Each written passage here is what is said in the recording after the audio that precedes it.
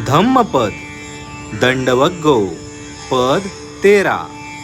न नग्गचर्या न जटा न पंका नानासका थंडिलसायिकावा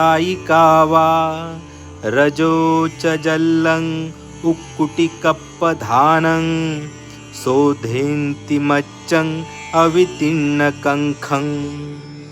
म्हणजे ज्या मनुष्याचे शंका संशय शिल्लक आहेत त्याची शुद्धी ना नग्न राहून ना जटा वाळवून ना अंगाला चिखल फासून ना उपवास करून ना कठीण जमिनीवर झोपून आणि ना तर उकिडवे बसून होते.